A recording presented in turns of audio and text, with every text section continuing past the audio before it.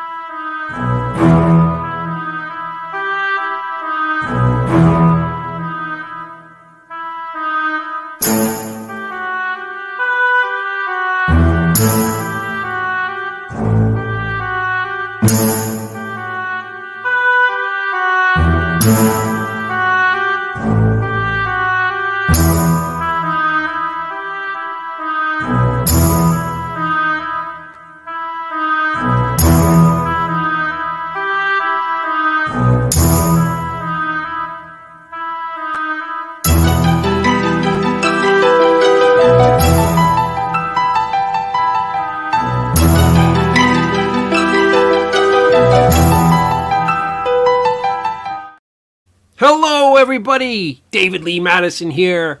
The end of the night, 2023. Mr. Joe Ridgely, the producer extraordinaire, co-host, dear friend.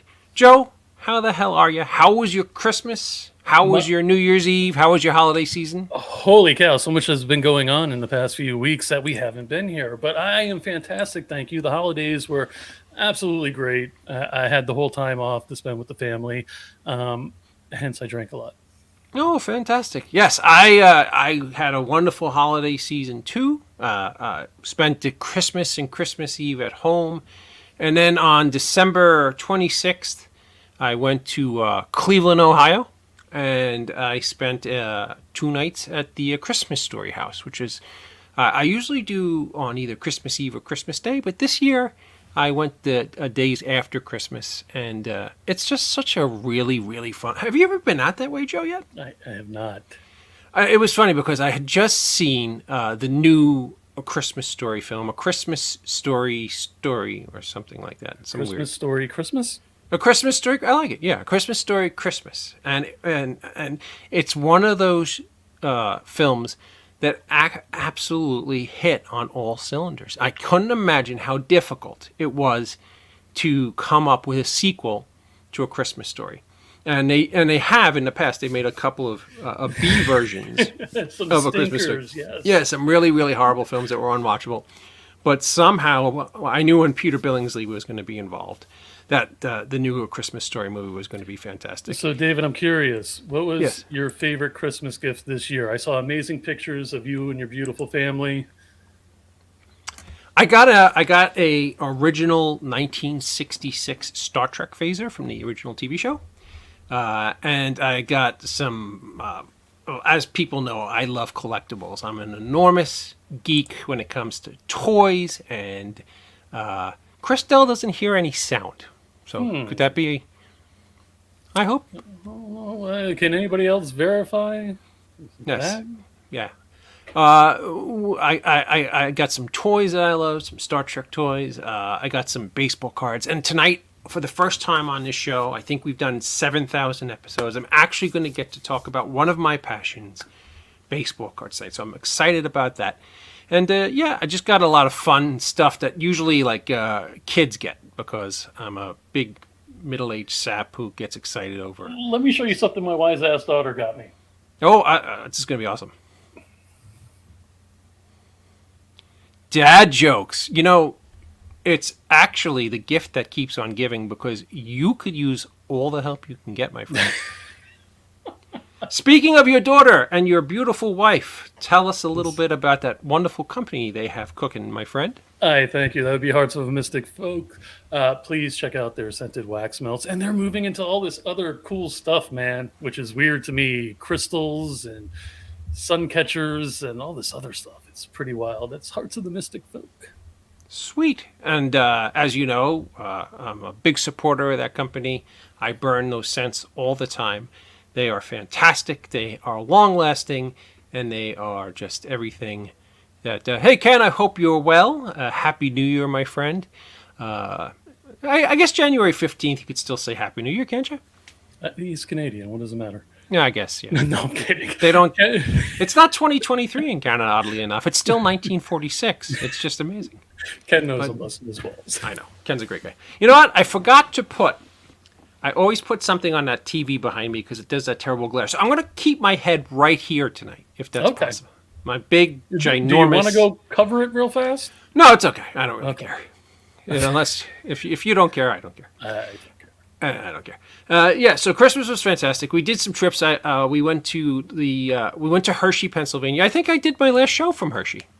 I think you're right. You were in the suite.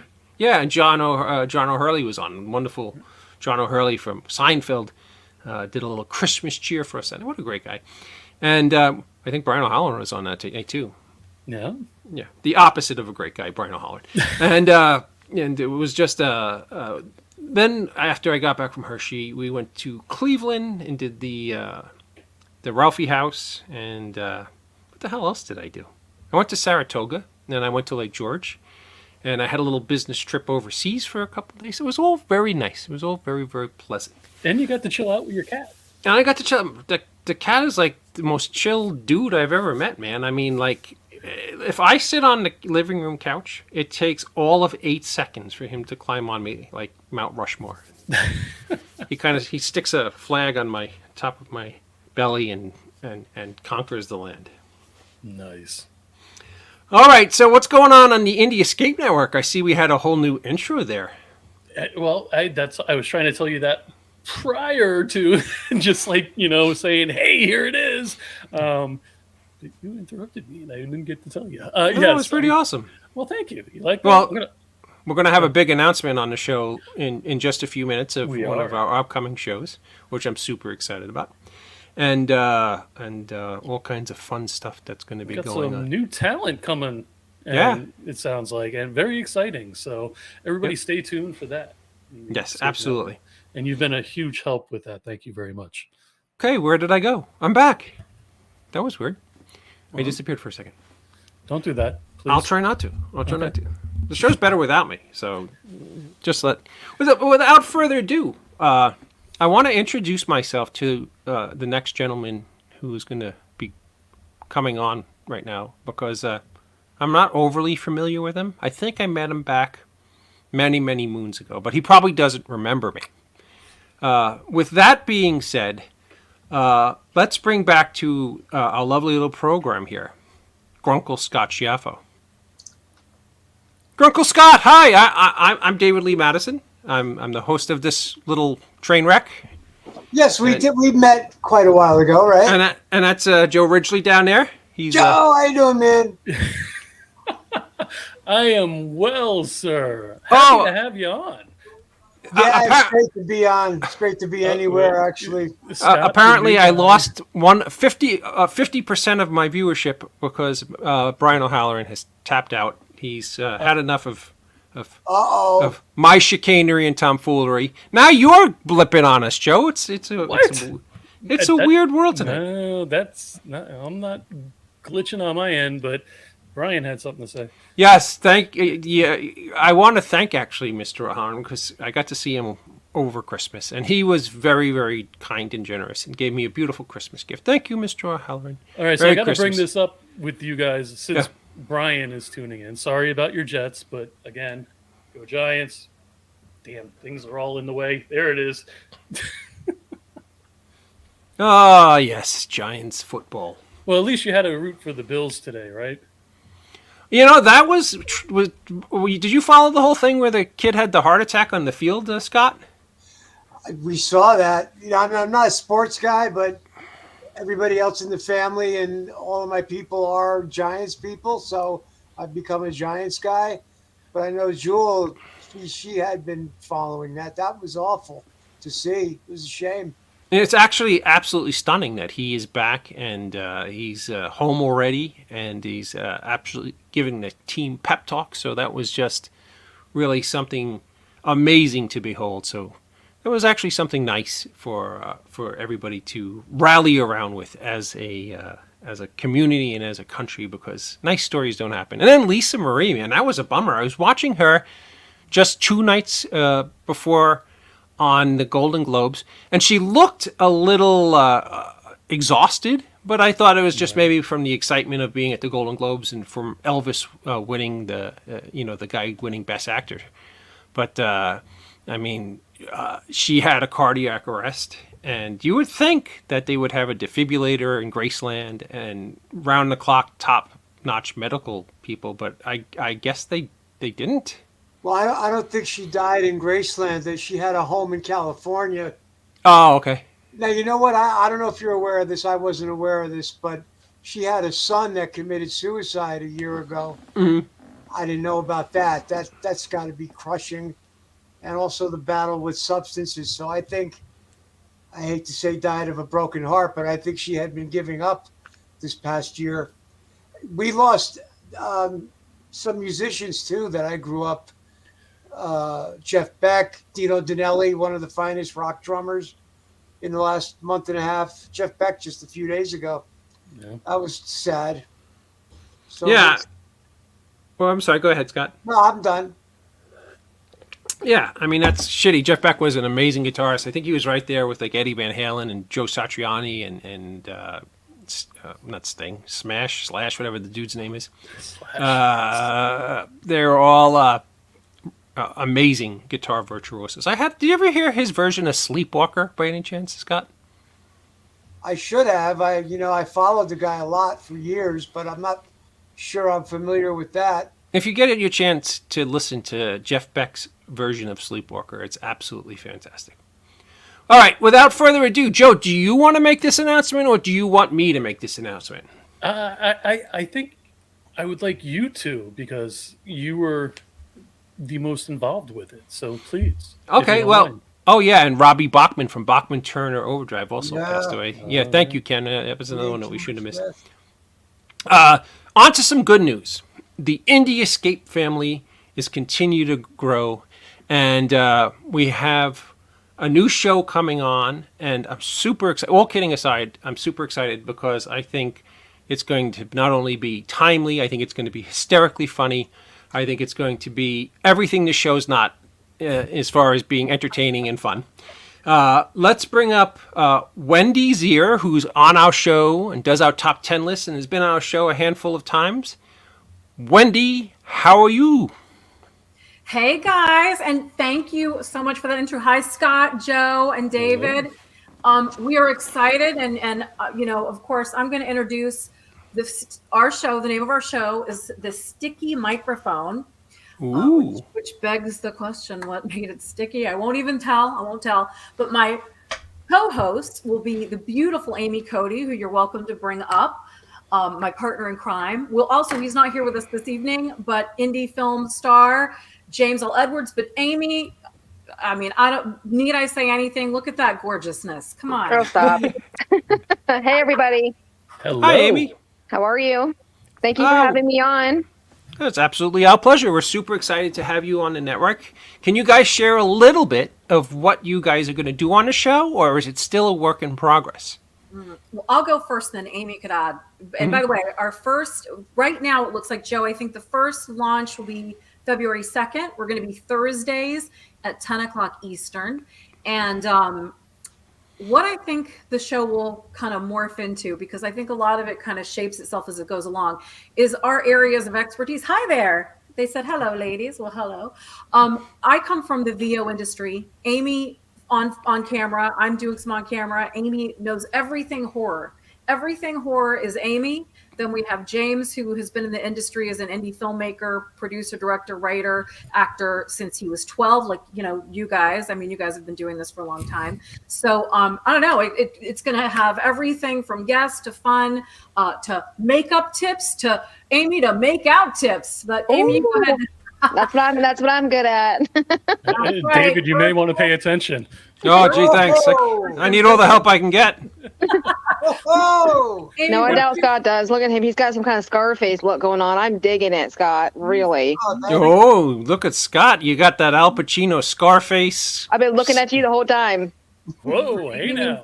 She means business when she goes. But yeah, Amy, what do you want to add? Like, what do you think we're going to... we have so much fun. We might actually scare the hell out of people with our personalities together, because when we're together, it's like a bomb of like we don't even know what's going to come out of our mouths. Let's be honest. We might get kicked off. I don't know. But I'm just excited to be doing this with Wendy because we've been wanting to do something together for a long time as far as a podcast or acting or something like that. And I couldn't ask for a better co-host. She's amazing. And her voice alone will just drive you crazy. She has the best voice. I don't know what you're talking about. Stop it. And I suspect that you guys just stole Grunkle Scott from my show as your co-host, which is kind of, I think. Oh, Scott's coming with us. Yeah. Scott's coming. You guys are too kind. You're too kind. All right, that's it, Scott. You can produce it then as well. Listen, because David was always nice about having me on your show. I hope that you guys will. Of course, Joe's helping us out, but we. If you have a minute on a Thursday, come on our show and let us razz you a little bit. Well, you know what's funny? I was talking to a rock and roll god 3 days ago who hasn't even done my show yet. And I said, would you like to do a show with really beautiful women on? And he's like, absolutely. This way I don't have to look at a schmuck like you. So we'll talk about that when you're ready to rock and roll. I'll bet I know who it is. We'll have a wonderful guest on with you guys, and I know that you have some really wonderful friends in the industry, and you guys have so many wonderful tales. If I use wonderful one more time, you could kick me in the face. Wonderful. If you say it one more time, I'm not going to believe you at all. Okay. Wonderful. It's wonderful to see. Just change it to wunderbar. Wunderbar. But yes. No, I'm super excited. It's going to be a great show, and you guys are going to bring the channel to new heights and do some wonderful, wonderful stuff. Wonderful. And I want to make clear too, I come from a radio background, and although some of my ideas might be a little dated, I love having the audience be a part of it. Anybody that has suggestions or wants to not call in, but opinion, whatever you do these days on that computer, they can call in, say what they, give us, we'll do giveaways, the whole shebang. Outstanding. Well, welcome aboard.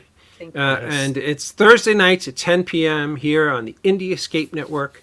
And I can't wait to see what you guys are up to. I know it's going to be fantastic. I'm super excited. Joe, is there anything you want to add? I'm scared. You should be. You should be. Be afraid. Be very afraid. If we make anyone uncomfortable, just tell us. We'll stop. If you're uncomfortable, we'll make you more uncomfortable. That's what we live for. If you don't have thick skin, don't be on the show. That's all. The Indie Escape Network's own John Wayne Caldwell, who is a dear friend of mine who I met on NBC many years ago when he had an afternoon talk show that I came on several times, is saying welcome aboard. He's a great guy. Thank you, guys. Chris Dell says, hello, everyone. Hello, Chris. Thank you, Chris. Hi, Chris. Thank you.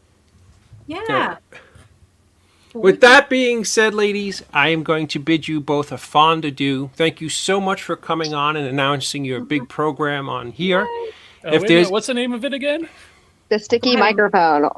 Sticky microphone. Not your grandmother's podcast. I don't know if we can use that, but there you go. How's that? All right, so definitely That's putting good. on You should definitely keep that. Okay. definitely checking off on YouTube, not for kids. 18 plus. Sadly, I can't watch then. You're allowed to watch. But we can't wait to see you, and thank you for letting us be a part of the Indie Escape Network family. Thank you so much.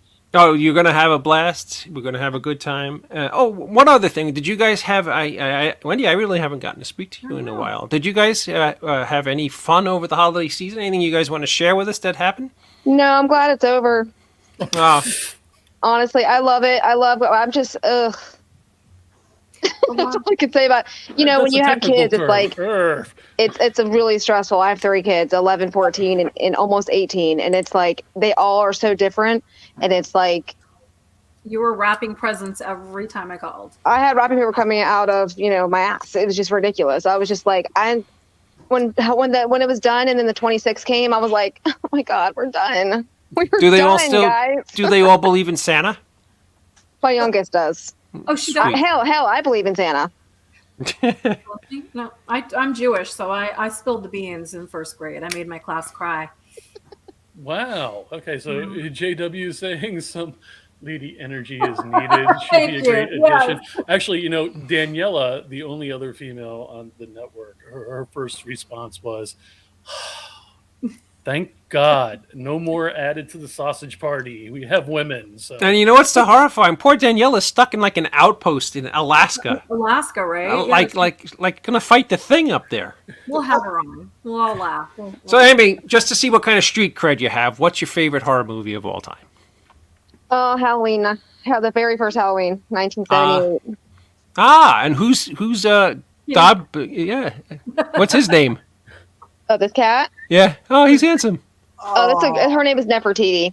I named all my cats from like Egypt because I was obsessed with Egypt when I was like a kid, and I just love. It's just I like powerful names. You know what I mean? Even though mine's Amy, it's not my fault. It's my mom's. But like, I like the powerful name. So yep, it's Nefertiti. Were you named after Amy from Fright Night? No, my family actually does not like horror films. Nobody's so perfect. I'm the oddball. I'm obsessed with horror. Sweet. She absolutely is. So. Yeah. Wendy got me. Did you tell them the chokers that you got me, like the necklaces? Oh yeah, with like the knives. What are they? They have Mike Myers on them or something. And then she got me Richard Ramirez choker. Sweet. Well, thank you again, ladies. Welcome to the Indie Escape Network. Your show will be on the Sticky Microphone Thursday nights, 10 p.m. Eastern. Make sure you guys check it out. I'll talk to you guys soon. Thank you guys so much. Thank you. Good night, everybody. It was nice meeting you, Amy. See you soon. All right, I'm really excited about that. I'm excited but scared shitless as well. So yes, good luck with that, my friend. You're gonna have to keep your big boy producer pants on. And, it's okay. Scott's gonna help me. Why do you get all the beautiful women, Scott? I just don't get it. You just have that. That's because I don't know. It's because I have a wonderful partner. That never happened when I was single. Got to be the Italian thing. There you go.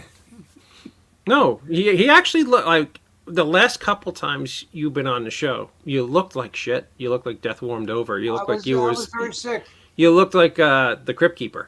But you're back to looking like Mr. Rico Suave, Mr. Al Pacino, Mr. Everything going on. With that being said, as many of you guys who watch this show, this is now on 9,257th episode, know that I have a passion for old toys and collectibles, but I have a really big passion for sports cards. And tonight, I want to indulge myself with a guest from that spot of the world because I'm a really big fan of what he's doing, and I'm a really big fan of baseball cards in general. And let's bring up our first guest. Gentleman's name is Ryan Cornell, and he is the owner of Repacked Wax. And I'll let Ryan tell us a little bit about his company. Ladies and gentlemen, Ryan Cornell. Hey, Ryan, how are you, pal? Hey, guys. Hey, David and Joe and Scott, thanks for having me on. I sure appreciate it. Absolutely my pleasure. And Ryan, just to give you a little idea, I'm 52 years old. And back in 1976, I think my dad brought me home my first pack of Topps baseball cards. And from that point forward, absolutely hooked. I'm one of those guys who has a wonderful story how I got a 52 mantle in a yard sale in Milford, Pennsylvania in 1980. The guy wanted $15 for it. I had $15 in my pocket, but just like you should have talked him down. Yeah, I did. Just like the little rat bastard negotiator I was, I went to him and I said, "Sir, I really like this baseball card, but I only have $10 on me." And he's like, "Fine," and he gave me the card. And now it's like my retirement fund. So it's like, so there are so many things to be passionate about in the baseball card industry. There's a lot of things that suck that we may or may not agree on. I'm not a big fan of grading and all that jazz.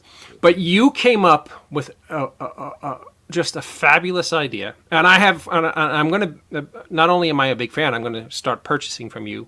I just bought what the hell's his name? Kobe Bryant rookie, and my wife wanted to literally decapitate me. So I have to cool down on spending for baseball cards for a little bit. But I'm going to be a big customer of yours very shortly.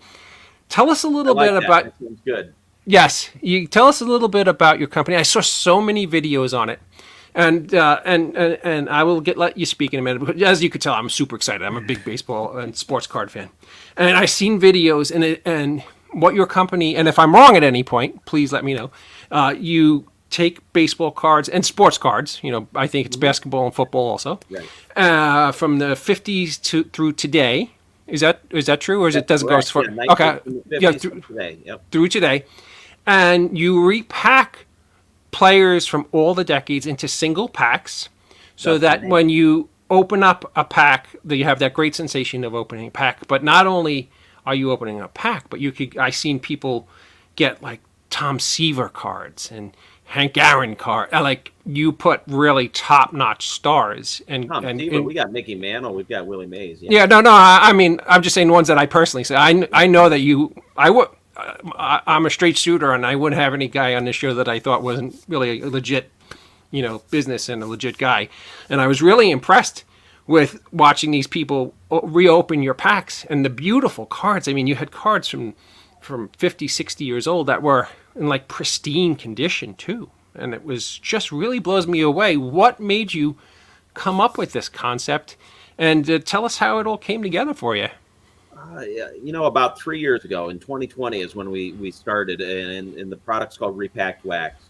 And I had been out of card collecting for a long time. I hadn't bought cards or collected them at all for maybe 20 years.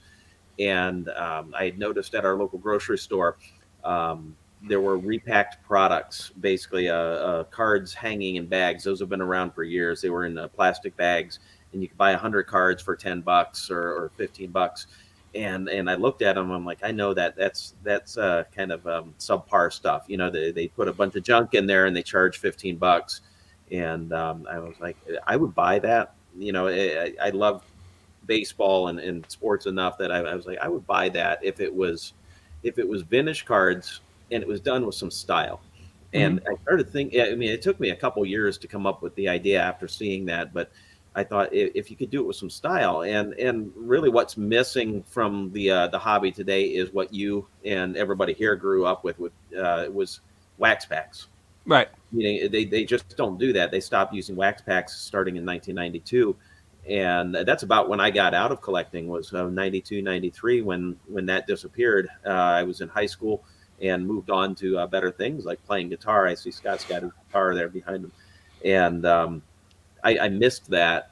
And I would fork out my hard-earned money for wax packs if I had seen them in the store. And that's where I got the idea. And it took a while for us to figure out how to make the wax packs, how to make the wrappers, how to get the product wrapped. But then the whole concept came to me that let's take good stuff from the 50s, 60s, 70s, 80s. That when you grew up, when I grew up, when my customers grew up, let's repack that so that they can re-experience opening that again, and let's make sure that the good stuff is in there as well. You can buy repacked products at stores, but you can't always get the good stuff out of that. And that's what I'm going for, is it's that thrill of hitting a Hank Aaron, like you said, or a Tom Seaver, or a Cal Ripken rookie, right, from when we grew up. No, absolutely. And I know exactly what you're talking about. Those repacked packages that they have in a lot of stores today, it seems to be nothing but junk era wax that is worth 2 or 3 cents a card. And they have consumers paying, top dollar, $2 or $3 a card for them. You do something absolutely different. You put really, really top-notch cards in your product, and I commend you, because it's really a fantastic. I can't wait to open my first pack just to see. I'll be like a kid in a candy store. So, what are your thoughts? And I'm not the biggest fan of where I was much more passionate about baseball card collecting when I was a kid than I am as an adult, because things like grading I'm not so cool about. The science, there's no science behind it. This is just me ranting. You don't have to agree or disagree with me, but there's no science behind it. You could send a card out for grading, and it could come back a 7. You could crack it out of the case, resend it, and it comes back an 8 or a 9. And the fact that people are now swearing by this is kind of what's upsetting. And I think that's what made me so passionate about your product and your idea. Your idea is really going back to the grassroots of collecting. Opening the feeling you get when you're a kid when you're opening up a wax pack. So you open up the back, you pull it. You used to have to pull the gum out, but now I see you have like a divider so you keep your cards safe from the wax. Great idea, and pulling that first card and seeing what magic is behind that. That's what makes collecting wonderful, and that's what I really commend you on coming up with an idea like that.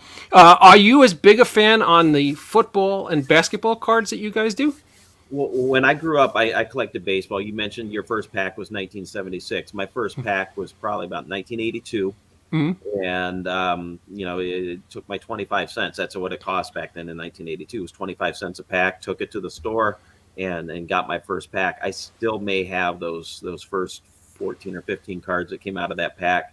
My dad had bought a few in the 70s for, a few boxes in the 70s and put them aside. And I just remember as a 4, 5, 6-year-old being able to look through those with him.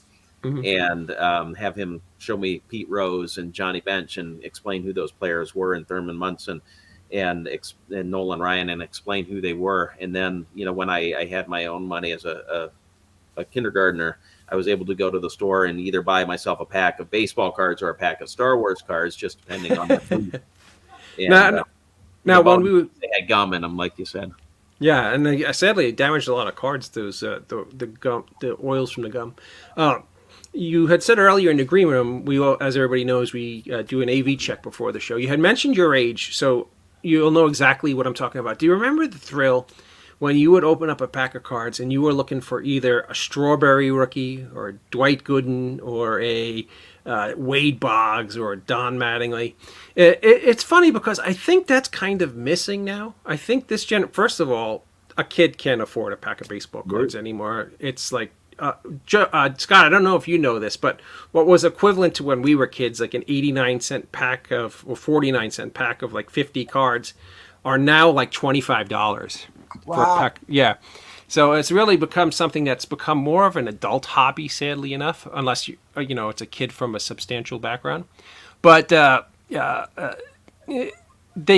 we had when we were kids, they were only base cards, and now they have special cards within the base cards that are what they try to get you to purchase them at top dollar, so that you have limited edition cards.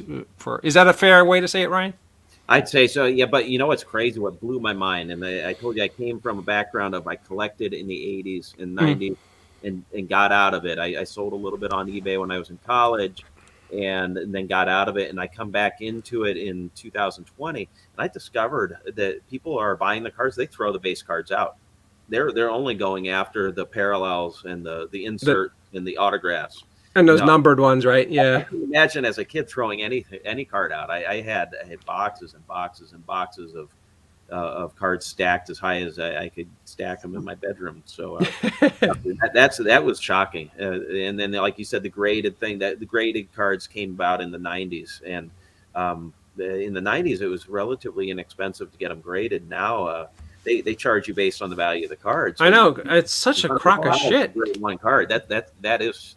Like you said, yeah. Scott, listen to this. Like when you first were able to grade cards, it was $20 to get your card graded. If you sent your 52 mantle out to get graded, it was $20, regardless of what the value of your 52 mantle was. Today, if you get a 52 mantle graded and it comes back at a high number, you're paying like $8,000 or $9,000 to get it graded. Well, let me ask, because I'm really pretty ignorant of the whole thing. I'm not a sports guy. I was going to ask Ryan if he's doing pop culture cards too, like movies and music, because I had like Beatles, A Hard Day's Night, had a collectible set of cards. But who's doing the grading? Is it who is the mothership? There's a company called PS. Would you say PSA is the Grand Poobah of grading? One of the three top ones, yeah. They're number one. 3 different companies that do grade. Yeah, I think it's. Well, there's many. There's like 50 companies now, but there's 3 of PSA and Beckett are in my opinion, the top 3. Yeah. They're all kind of extorting this huge amount of money for grading if the card is worth a lot. If there's a market, Wow. And the funny part is that the regular card grading consumer, they priced themselves out of like letting people get their cards graded, because it's such a weird business, because you have to send it in and then you have to prognosticate what the value of the card is to them so they know what to charge you. It's so bizarre. It's just such a weird business. And so I think does Steve Cohen own PSA now? I couldn't tell you that. We break open every single graded card we get. If we get a graded card, we snap it open. We take a pliers to it and we cut that thing open. And our cards go out ungraded. I have nothing but I like you even better. That's like the coolest thing. I got a question, if I may. Yeah, absolutely. So last time I actually held the baseball card was probably in the early 80s when the Mets were on fire. Like he was saying, Strawberry, Carter, 1986 about, yeah. 86, okay, yeah. And then, like, card companies started doing weird stuff, like these piece of jersey cards and everything. Are those getting the same respect as these other numbered cards, or... That came about in the 1990s when the jersey cards and the bat cards started coming in. I actually think that's a really awesome concept to a certain degree, but they were so overdone that the older jersey and bat cards and relics, they call them, don't hold a ton of value. But when I find them, if you find a piece of Barry Bonds' bat, I mean, I don't know if there's going to be a piece of cork mixed in or if it's going to be some sort of substance. But I mean, hey, I'll buy that anytime I find it if it's a good price. They should have Barry Bonds syringes in cards. That would be pretty epic.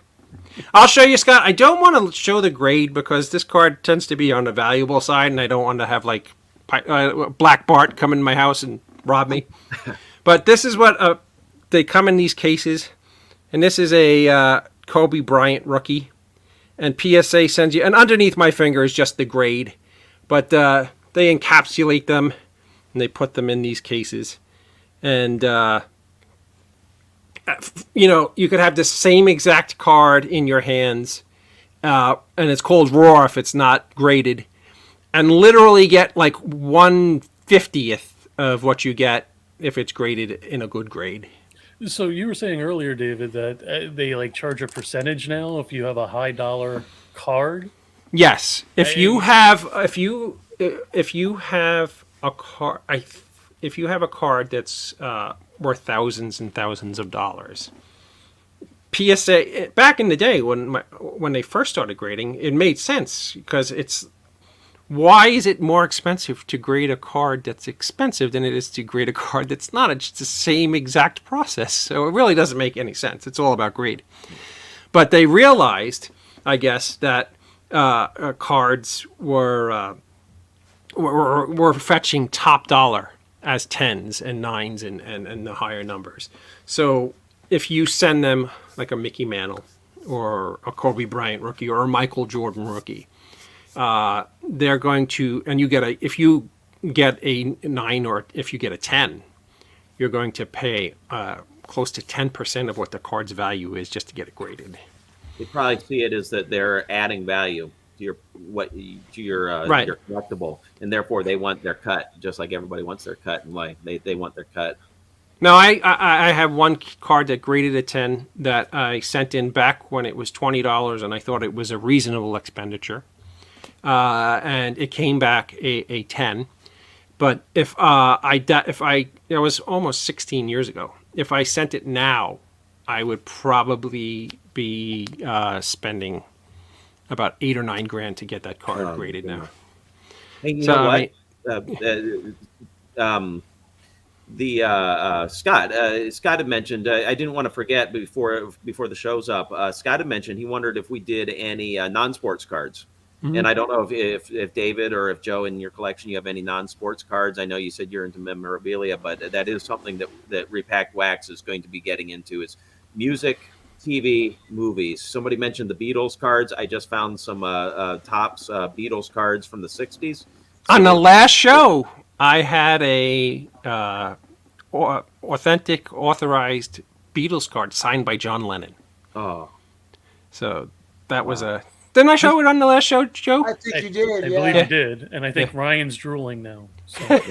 Pretty cool. Yeah. As a musician, that's definitely that. Yeah, we wanted to branch out into non-sports, and so we're going to do it. And I think we may experiment with not just wax wrappers, but you guys remember the plastic wrappers called cello wrappers? Oh yes, those clear ones. That's for doing that, and we may do that product as that. Scott, isn't there Clerks trading cards that he could throw in there that you could sign? There better be. Oh, yeah, there are.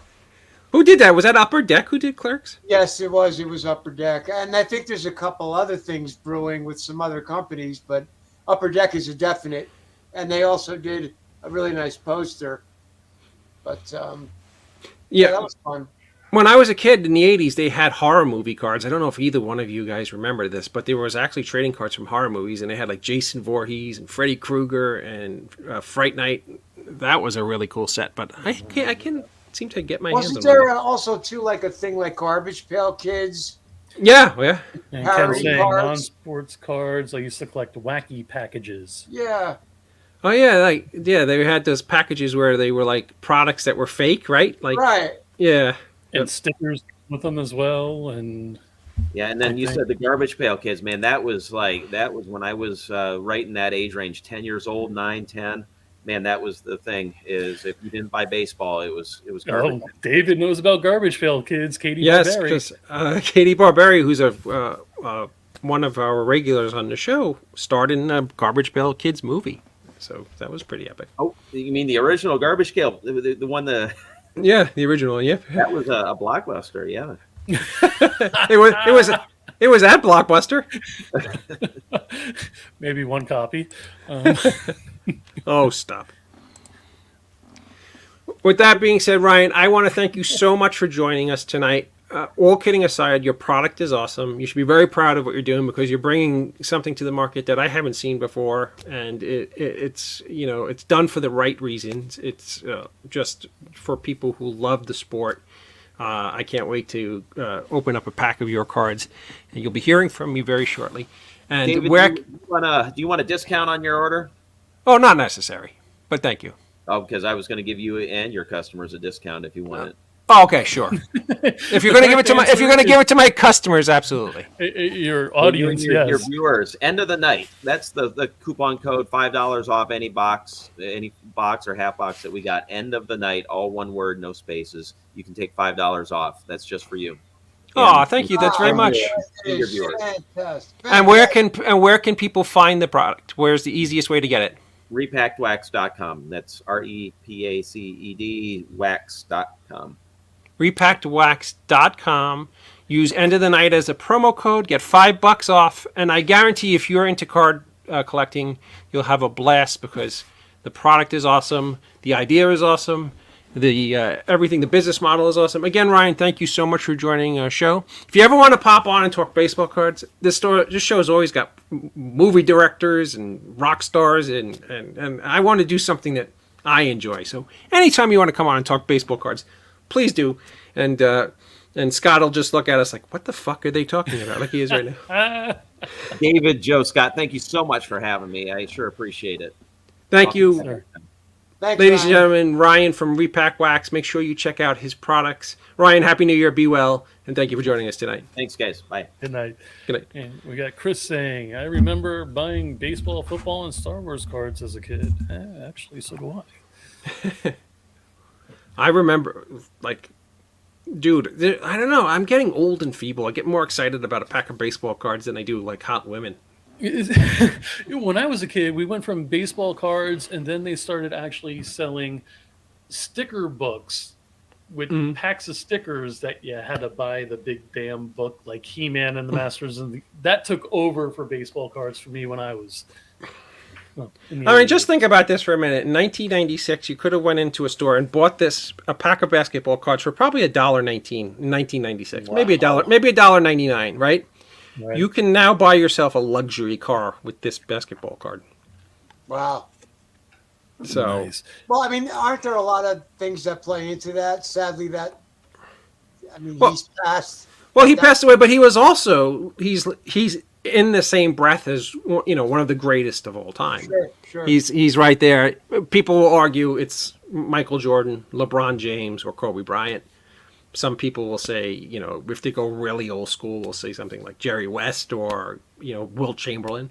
But he's in the discussion as one of the greatest players of all time. That's not signed as well, is it? Oh, no, it's not. No, it's just the card. So, David, some of the autographs you had from some of the earlier movies, were those cards or were those just autographs? I have the Beatles is a card. I'm referring to the movies that I forget in particular who you liked. It was either an autograph or an autograph card. Yeah, mostly the older stars, like my Bing Crosby autographs, are all on index cards. That's what they used to sign back then. Okay, gotcha. Yeah, I got. I don't know if I showed you guys this. This is pretty epic. Don't hang yourself. I know he's not going to be able to hear us. And don't forget, Frank's waiting for us. Oh, yes. Did I show you guys this? Oh, boy.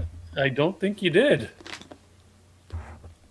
That's very cool. That is. He can't hear us. Yeah, my daughter got me that for my birthday. It's a 1966 picture from the original show, hand signed by Leonard Nimoy and William Shatner. How awesome is that? Nice.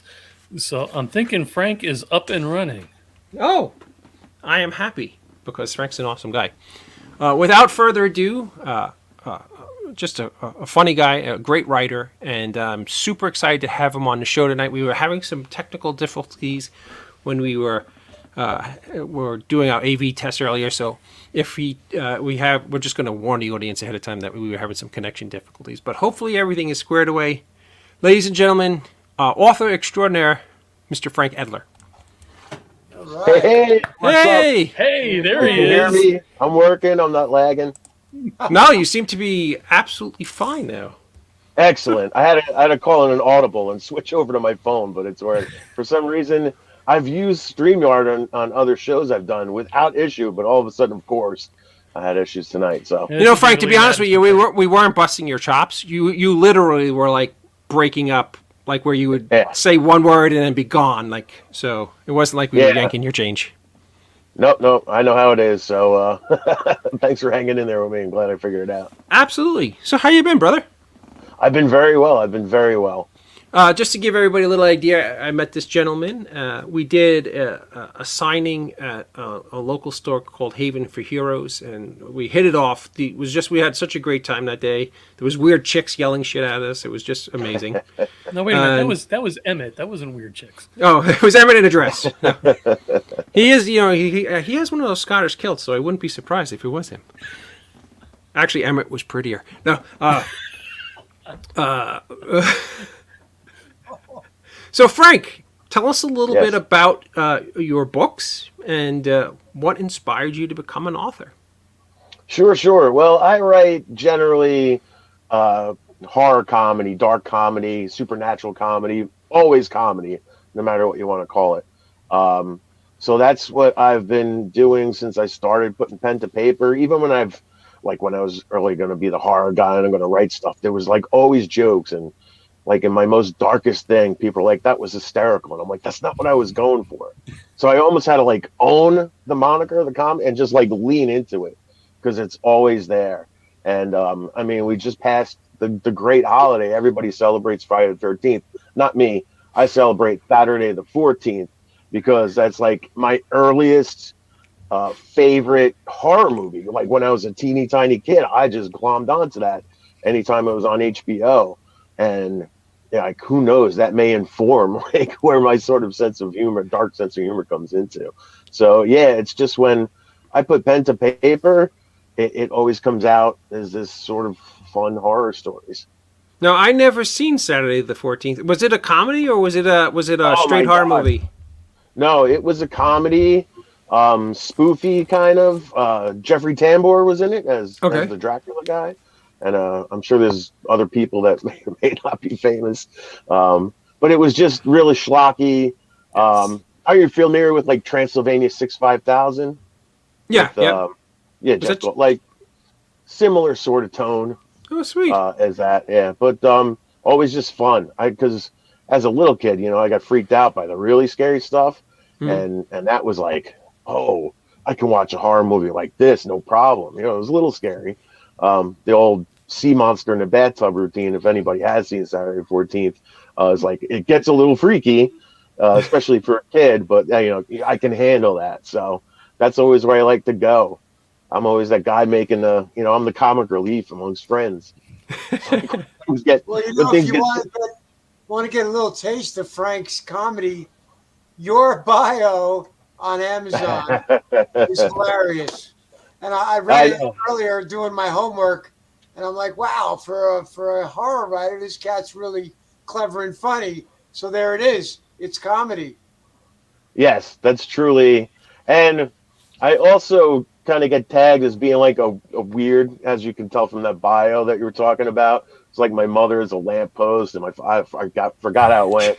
And I always wrestle with like leaving it up there or not. But I'm like, screw it. If that It's don't, funny and it's clever and it's refreshing and different. Well, my Facebook bio says I'm a slinky repairman. Slinky repairman. Yes. And you were born at a young age. Yeah, I was born at a young age, and later became a slinky repairman. Beautiful. Yeah. That's not too far off. Ken says Carrie Mickelson is in. I don't even know who the hell's Carrie Mickelson. What is he talking about? I don't know. I'm thinking that was Saturday the 14th. It's probably somebody. It's probably somebody Ken dated back in the day. It was like, I'm going to throw. Canada. Tom Duffy, one of our dear friends who was he was on the show, I think our last episode. He said Mr. Frank is also in discussion of one of the greatest basketball players of all time. Oh, That's okay. Are you a great basketball player? I am a great basketball player. At recess, you ever play it wasn't basketball. It was remember you'd fold a piece of paper up into a triangle? That was football. Yeah, but it's like you gotta like launch it with your thumb like a basketball. So I was really good at that. So I consider myself a great basketball player. Oh, Ken is enlightening us with wisdom again. He's saying Carrie is the girl in the bathtub. Okay, so that's the scene that. Okay. Sometimes you're just too smart for your own good, Ken. Damn it, Ken. So we also tell us a little bit. We have this big event coming up in New Jersey. Oh man, this event is like growing like wildfire. So a friend of mine, his name is Chris Cuneo. He's the guy around town that everybody in town knows. Like no matter what age group you are, he's like always around town. He's a man about town, but he's bigger than that. It's like if Muhammad Ali is signing at some weird bookstore up in North Jersey and you go there, this Chris is there. If you go down to a weird comic book convention that nobody even like, Chris is there. Chris is just everywhere that pop culture is happening, and especially he loves horror. So him and his brother, they got it in their head. They wanted to make a holiday. Like we need another holiday for horror. So he wanted to make another holiday, and he pursued this and found a way to get somebody to make it an official holiday on somebody's calendar. But the whole rub was like, you have to celebrate in a special way. So he's come up with this, basically it's a mini convention at this point called I Heart Horror. I love horror. And in the span of like, he's only been planning this since like roughly November, and it's just grown. He came to me because I'm like the only writer he really knows. Mm-hmm. And he's like, hey man, I really like it if you did this. I know, you write and everything. So I want you to represent like, literature, because I'm trying to represent books and movies and any kind of medium that horror's in. So like by luck, I'm the guy he knew that wrote books. And I'm like, well, absolutely. And I know plenty of other writers. If you want me to get some people involved, I go to conventions and stuff. I've done signings. I have a few other connections outside of that, which is where you come in, David. Mm-hmm. So I started inviting writers. At this point, there's 10 writers coming because it's growing. And then I'm like, well, they still need some filmmakers and stuff. So that's when I reached out to you. Mm-hmm. And you've gotten on board. They're getting vendors. They've got 6 live bands going to play. There's a all-female Misfits cover band. The headliner is an Alice Cooper tribute band. There's different like rock acts, metal acts. So this thing has really grown quickly and very grassroots. And the whole thing is a charity event. All the ticket sales, There's going to be raffles and stuff. Any money taken in, 100% of it is going to get donated to Deborah Heart and Lung Center. That's the recipient charity of this whole event. So, it also helps. One of the writers there that's going to be there, Tim Meyer, as his own like heart issues, like it's become a near and dear thing to him. So yeah, it's grown really quickly. Every time I turn around, there's new stuff. There's going to be a guy showing up with a hearse to the event. So it's going to be February 4th. It's in Sayreville, New Jersey at the VFW. If anybody locally knows Starland Ballroom, it's kind of a big venue in the area. This place is directly across from Starland Ballroom. But if you just look up VFW post 46.99, you'll find it. Tickets $13 at the door, $5 for kids. It's gonna be food, drinks, live bands, writers. I mean, it's gonna be a fantastic time. I think I'm really stoked. No, I'm super excited to be a part of it. Thank you for getting me involved. Yeah, absolutely. Appreciate you coming. And for such a wonderful cause, usually I'm not trying to be a dick, but usually conventions are all about greed, and this is a convention about something bigger than all of us. People's physical health when it comes to the heart and lungs is. I mean, Lisa Marie Presley just passed away from a heart attack. Damar Hamlin had a heart attack in front of 50 million people right on the field. So anything that we can help folks who are having cardiovascular issues or pulmonary issues, I'm all on board. I reached out to the cat who's running it. I got some nice surprises that might be, cooking. So everybody come out. It's the February 4th, right? It's a Saturday, February 4th. Saturday. And it's probably easier to remember. It's right across the street from Starland Ballroom. Do you know what time it starts? I don't have the thing in front of me. It's from noon till 6 o'clock. Noon to 6 o'clock on Saturday, February 4th at the Starland, across the street from the Starland Ballroom. Check it out. We're going to have a great time.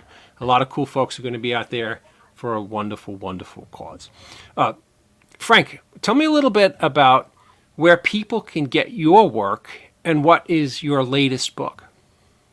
Sure. So the easiest place, I just set it up recently, frankedler.com. Couldn't get any more easier than that, as long as you can remember my name.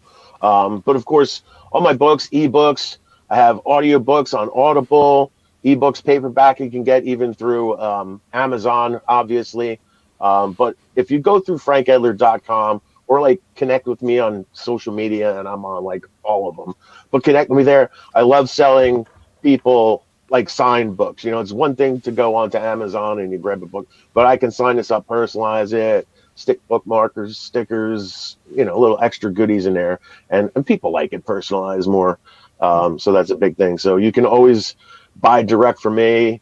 And, I got a better cut on the direct stuff too. Oh, absolutely. And I'll be honest with you, when we did the show together in Port Jervis at Haven for Heroes in Orange County, New York, if you're looking for toys or comic books or magic cards and you live in Orange County or any area, check out Haven for Heroes. It's a great store. The Emmett Garnham, who owns that store, literally does that store to keep the kids on the streets from doing much more insidious things. He has nothing but great intentions. He's not in it for the money. He's just a great guy, and he does a lot of really important things. So check out Haven for Heroes over there in Orange County, New York, in Port Jervis. Frank, did you ask Tom Duffy to come out that day? Is he going to be joining us, or is he busy? I hadn't. I know he's a bit of a ride, but I say that saying that you're coming. Mm-hmm. The way the authors originally, it was like they wanted to keep it sort of local Jersey stuff. Gotcha. And it's just like spiraled out of control now. No, I hear you. So it wasn't me. One of the organizers ran into Joe Pesavento, who was also at Haven for Heroes at a signing thing, and he invited him, and I'm like, okay, great. So maybe we can get Tom Duffy, squeak him in if he's available. No, he's a great guy. I was just curious. We'll get the band together for another day because we had a lot of fun. I want to thank you especially because towards the end of the day, my daughter, who is at university right now studying to become an author, came and she picked all of your brains, and you all were extraordinarily kind. You know, she's a kid, you guys don't have to be, but you always were all nice, and she was really impressed with how kind you guys were with your knowledge and with your kindness. So thank you. That was very nice of you. Oh, absolutely. Always willing to talk to fellow runners. She's the scary part is she's just finished her 12th book at age 19, so I'm kind of horrified. Wow, that's awesome. Nice. Yeah. And she might be working with Sean Tretta, who's Tiffany Shepard's husband on a major thing. So keep your fingers crossed. Yeah. That's amazing. Yeah. And you know, we're allowed to share this now because we should have her on. Frank, just bear with me for a minute because it just occurred to me. Yep. Our dear friend Tiffany Shepard, who's been on the show numerous times, and she hates my guts, and I hate her guts, but that's beside the point. Tiffany Shepard, who loves Scott and Joe and hates me. Her husband Sean is the showrunner and the man behind. This is actually really big news, but I'm allowed to share it now. Is the man behind Picard season 3? He's the man who got all the original Next Generation cast together to make Picard season 3 what all the fans wanted it to be. You know, Riker and Data and Geordi and Worf, and they go out for one last big mission. Sean Tretta is the man behind this. Tiffany Shepard's his poor husband, the poor bastard. I feel for him. But he got Star Trek off the ground and did something amazing with that. And this is probably you're going to hear it here first. But thank God nobody watches this show, so she won't get mad. Tiffany Shepard herself is playing the Doctor on the new show. So that should. So when you get something that has that kind of pedigree, the Star Trek pedigree, she won't have to be working at Wendy's anymore. She'll be literally out doing every Star Trek convention. Because once you're a named character on Star Trek. So congratulations, Tiffany. All kidding aside, I'm very proud of you. It's awesome. And everybody check out Star Trek Picard, which comes out, I think, in like 3 or 4 weeks. Yeah, if she was any kind of friend, she would make sure that Big Head Dave makes a cameo on it. Well, you know, oddly enough, she's so infatuated with me that she has giant Dave heads in every room in her house, which Sean, when I went out to California, confided in me. She's like, I don't know what my wife and you. She has giant Dave heads all over the place. With that being said, Frank, thank you so much for joining us tonight. Everybody check out Frank's work on Frank Edler. Is it frankedler.com? frankedler.com. Let me quick. This is the new one. Take your time. There's no rush. Reggie Rat's Birthday Fun Center and Same-Day Outpatient Care Facility. That's the latest book. This book combines my 2 greatest fears in life: kidney stones and Chuck E. Cheese birthday parties. I've turned it into a horror book. Reggie Rat. Is there any difference between those two things, Frank? I don't know. I've never had kidney stones, but I've seen people suffer through them. I want no part of that. That looks so yeah.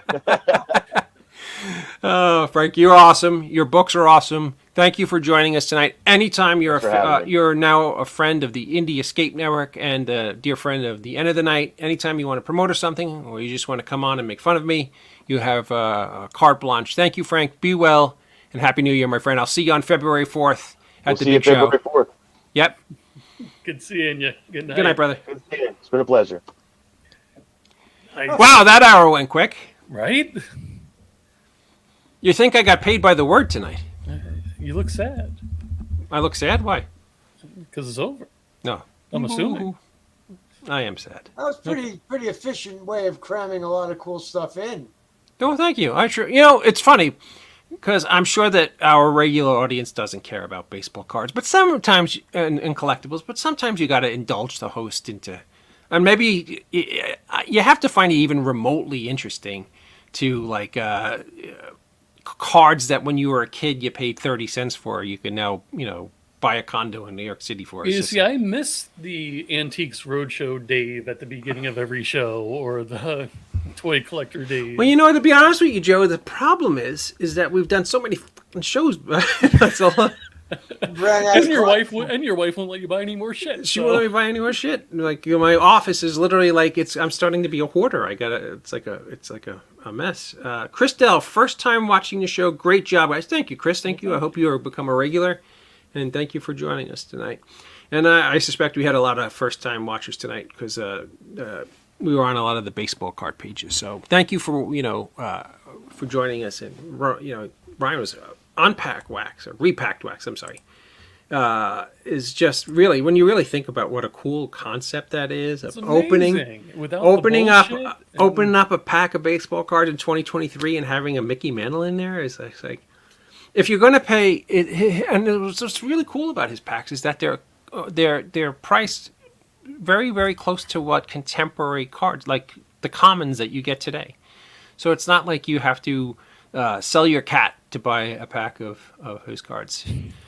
So with that being said, I want to thank everybody who joined us. Ryan, I want to thank Wendy and Amy. I can't wait for their show. I'm so happy that Grunkle Scott is back and looks like $1 million and has Yeah, he hot does. chicks flirting with him. Look at you, you lucky bastard. You. Crazy. You guys are crazy. So is it time to drop Scott yet? I don't know. It sounds like he's moving to Wendy's show. Right? It also sounds like Brian's never going to talk to me over the lousy guy joke. I love you, Brian. You know I'm just teasing. You know I'm just teasing. And Happy New Year, everybody. We're going to be. Do you guys want to do a show next Sunday? Why wouldn't we want to do a show next Is it, Sunday? is it some kind of holiday? No. No. I'm just asking. Okay. Well, kind of, yeah. That's kind of the point of Of doing a show? yeah. I don't know. I'm getting old and senile. I will try. Came because I grew up with and friends with. Oh, see, Chris is already tapping out on us. Oh, okay. He was a Now Mr. we Frank know. guy. Frank was a funny guy. His books are fantastic. Make sure you check him out at frankedler.com. We have Wendy's new show, Sticky Microphone. Is that what it was? Sticky Microphone? Sticky Microphone, Thursday nights right here on the Indie Escape Network at 10 p.m. Eastern. That's going to be a trippy show. And I know some of her guests that she has lined up, so I'm super excited. I really am afraid. Yeah. and did you get to talk to Ron? I did will not. get you. Okay. If we get that show, his show is trippy, bro. I'm not going to go any further. But Ron's been in the business a long time. He has an enormous following, and he has I don't a mean really. to say this on the air, but can you send me the link of the episode you were on, please? Because I was trying to find it. I haven't been on his show since like probably 2004. So I don't know if it's still out there, around. But I was on a very long time ago. I'm sure I could dig it up. But his show is awesome, and if everything works out, we'd love to have him on the Indie Escape Network too. He's a trippy guy. Scott, do you have anything you want to share with the folks before we call it a night? No, just really nice to see you guys. Happy New Year, even though it's 2 weeks in or so. And it's just great to be back and not to be sick. And you have the big show in Pensacon. When is that? Is that? It's the end, towards the end of February. I think it's the last weekend in February, but I'm not sure. It's the end of February. Pensacola, amazing guest list. Like I'm geeking out already at some of the other folks. You've got a bunch of the Clerks folks, just about all of us. You've got Giancarlo Esposito, and just so many. So Rose McGowan is supposed to be there. Wow. Just like a sweet. crazy bonkers guest list. Sweet. With that being said, again, thank you everybody for joining us. We will be back next Sunday at 10 p.m. Eastern with our next jam-packed edition of The End of the Night. I don't know who the hell's going to be on. I'm sure Joe will be on. Maybe Scott will even show up. I'm not sure. Maybe I'll show. Maybe even I'll show up. I'm not sure. Joe, is there any programming notes you want to pass on about? I think the Indie Escape is coming back in full force starting this week after the holidays, and we should have CJ's show tomorrow. Well, I can almost speak properly. And then Gabe on Tuesday, JW and Rich on Wednesday. Thursday, as you know, Wendy's going to be coming along with Amy. I think that's going to start in the first week of February. Brandon is on bereavement right now. Is there any chance Wendy's still in the green room? There is not Wait, Okay. you said Brandon's on. bereavement. What happened? We'll discuss that. We not talk about it. There were a few, so it's Oh gosh. yeah. But anyway, ladies and gentlemen, please go over to David Lee Madison's The End of the Night on Facebook, like, subscribe. Also on the Indie Escape Network, we have Facebook, TikTok, YouTube, Twitter, Instagram, and I'm sure there's going to be more coming up as well. Please like, subscribe, and all that good stuff. Hey, gentlemen, again, as always, thank you for being such great friends, such great co-hosts. Thank you for making this show possible with me. We've done a lot of great stuff. We got a lot of great stuff still ahead of us. With that being said, everybody have a great week. We'll see you next Sunday. And remember, no man is a failure who has friends. Be well, everybody.